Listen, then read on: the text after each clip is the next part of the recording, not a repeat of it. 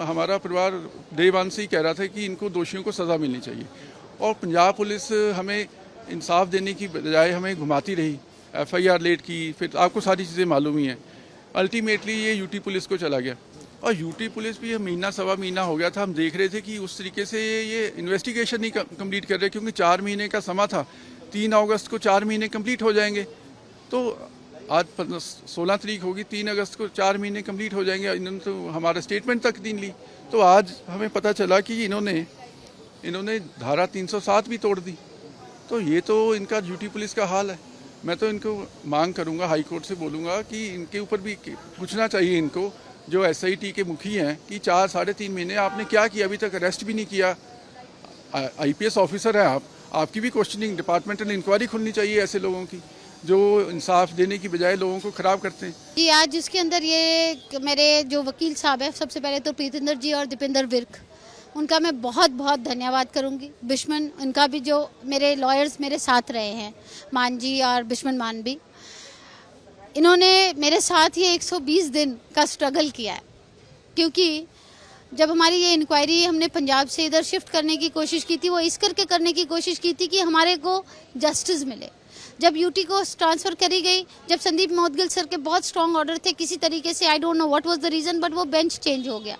जब bench change हुआ तो हरप्रीत सर ने हमें कोई ऑप्शन नहीं दिया था यूटी ट्रांसफ़र के अलावा। जब यूटी ट्रांसफ़र हुई तो हमने फिर एक उम्मीद जगाई, बट पिछले 1-1.5 महीने से हमें इंट्यूशन हो गई थी कि UT is not doing a fair investigation. क्योंकि यूटी ना इनको पकड़ रही थी और बोल रही थी हम रेड कर रहे हैं, हम फलां कर रहे हैं। ये यूटी का एक तरीका था। इन्होंने क्या किया, 3 महीने तक ये ऐसे ही घूमते रहे। अब ये कोशिश कर रहे थे जो एफआईआर में धाराएं लगी हैं उनको माइल्ड कर दिया जाए, नॉन बेलेबल को बेलेबल वाली बना दी जाए, जिससे कि ये बस स्टेटमेंट लेके एक चार्जशीट कंप्लीट कर दें कि ये बोगस एफआईआर कर दे, जो आज जज साहब ने बोला कि इसको बोगस करके ख़त्म करने की कोशिश करी जा रही थी। और जज साहब ने क्लियर बोला कि आई एम श्योर कि ये इन्वेस्टिगेशन फेयर नहीं हो रही है, आपके जवाब और आपकी कार्रवाई से ही पता लग रहा है। उन्होंने बहुत स्ट्रांगली बोला कि this is not, I am not doubting your this thing, but this investigation is not done fair, you have been approached by people, this is clear, so that's why this investigation can not be done in fair manner with you. तो इस करके हम इसको CBI को transfer कर रहे हैं। और मैं संदीप मोदगिल सर, अपने अनूप चितकारा जी और राजेश भारद्वाज सर, इनका बहुत बहुत, मैं भगवान के बाद ये मेरे लिए भगवान हुए हैं कि जिन्होंने इतने स्ट्रॉन्ग ऑर्डर मेरे को, जिस यूनिफॉर्म की इज्जत के लिए मैं लड़ रही हूँ, उस यूनिफॉर्म को इज्जत देने के लिए इन्होंने मेरा साथ दिया। और मेरे जो लॉयर्स थे, प्रीतिंदर जी, दीपेंद्र विर्क सर और बिश्मन जी और अमृत, इन्होंने सब ने मेरा शुरू से साथ दिया और मेरे साथ खड़े रहे इस लड़ाई में। So I can be not more thankful to them than this. आप संतुष्ट हैं सीबीआई को? जी बिल्कुल। अभी ये जो 4 एसएचओस के एनकाउंटर केस हैं, जो फेक एनकाउंटर केस, जिसकी कल आपको पता ही होगा 17 तारीख को मंडौर एनकाउंटर की भी डेट लगी हुई है, जो इन्होंने फेक एनकाउंटर करे हैं, तो वो सारे एनकाउंटर केस भी है। इन्वेस्टिगेशन अब शुरू होएगी कि एफआईआर डिले कहाँ से हुई।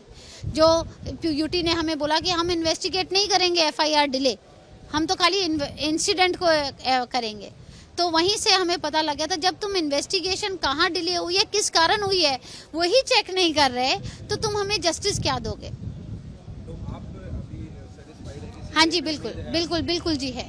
हम शुरू भी, आपको पता है, सीबीआई चाहते थे कि हमें फेयर। अब देखिए, हम एक रेपुटेड फैमिली से हैं, 120 दिन से मैं रोड में घूम रही हूँ जस्टिस के लिए, और आगे भी पूरी ज़िंदगी लग जाए मगर मैं जस्टिस के लिए, आई विल टेक जस्टिस।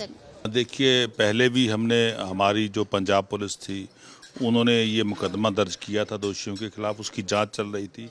तो कंप्लेनेंट उस पर एग्री नहीं हुआ, तो उन्होंने, कंप्लेनेंट ने ये मामला ऑनरेबल हाई कोर्ट में डाला, तो ऑनरेबल हाई कोर्ट ने इसको चंडीगढ़ पुलिस को दिया, और आज वो फिर भी सेटिस्फाई नहीं हुए, तो मामला सीबीआई को पहुंच गया।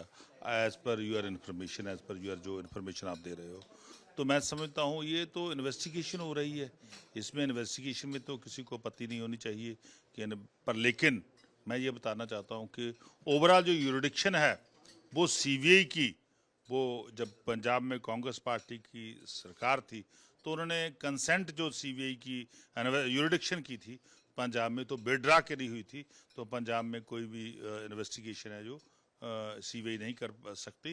पर लेकिन ये ऑनरेबल हाई कोर्ट का ऑर्डर है, तो इसको हम समीक्षा करेंगे, इसको पढ़ेंगे।